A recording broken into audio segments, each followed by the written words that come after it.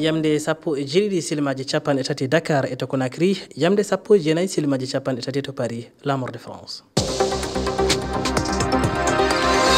Moussa Oumar Bari. Lappol immade Dakar fewde Bamako ina ɓeydi rafede lenaku e ɗe balɗe hanki yolde kay Bamako kuliyankoɓe tuufi lappol otoweje kewɗe gonnoɗe e ndenagu konumali hen kewɗe bonnama walla mbiyen mbaɗama jaygue won hen seeɗa ɓe kollitini wonde waɗi mayɓe e gañiɓe hayso tawi on kabaru gonɗinaka taw dognoɓe mobilaji ina gondi e kulol ma en keɗo yoga e mabɓe yontere tan heddi ɗo e wote référendum to Guinée Cellou Dalein Diallo yalti e deƴƴere o holliti fedde makko tawtortaki ɗe wote hono fedde IFDG kono kadi o noddi yimɓe makko yo calo tawtorede e ɗe wote to Israël guila hanki Marco Rubio jagorɗo tambiɗo jokkodiral Amérique e leyɗe janane ina tawe e jillu e ndi leydi hande o yiidi e horejo jagorɗo Israël Benjamin Netanyahu gam yewtude e alhaali Gaza ɗum ne waɗa e saaha nde dental leyɗe arabeɓe goni e jonde tedduɓe heeɗiɓe RFI fulfulde on calminama bisimilla moon e kabaruji ɗi e fuɗɗode majji lappol immade Dakar fewde Bamako ina ɓeydi rafede ndenagu e ɗe balɗe hanki yolde kay Bamako kuliyankoɓe tuufi lappol otoweje kewɗe gonnoɗe e ndenagu konumali hen kewɗe mbaɗama jaygue won hen seeɗa ɓe holluɗo ni wonde waɗi mayɓe e gañiɓe hayso tawi ɗum gonɗinaka taw e balɗe paltiɗe ɗe kadi chef soforeɓe Sénégal naɓe jeegomo jagganoma caggal ɗum ɓe goppita Gora Humma ko mawɗo fedde soforeɓe Sénégal ina hollita kulol muɗum keɗoɗen kongi makko.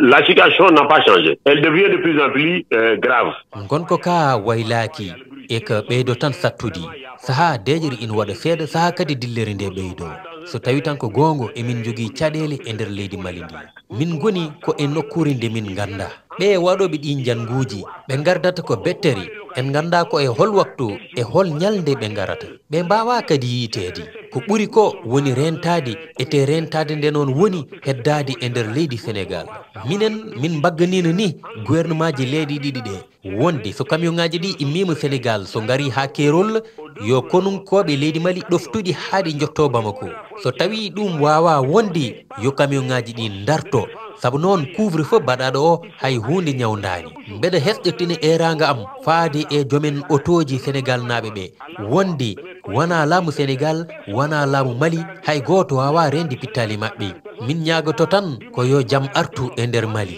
sabu noon lappol ngol ɗo faade Mali ko hen min guuri ko hen min cuuri wadde so Mali waɗi caɗele tan Sénégal ne jogoto caɗele. S'il y a des problèmes au Mali, c'est les mêmes problèmes qui seront au Sénégal.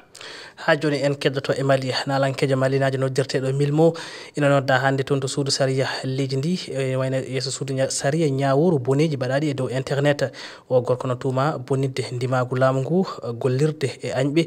e wayno jibde konunkoɓe leydi ndi e alhaali leñamagu ɗum ko caggal nde o yaltini jimol baɗowol ñiŋoje faade e konunkoɓe leydi ndi e siftinde ñande aljumare nde o fawanoma junggo toon to bowallaɗe diwoje ngal Bamako caggal waktuji seeɗa o woppita faade galle makko.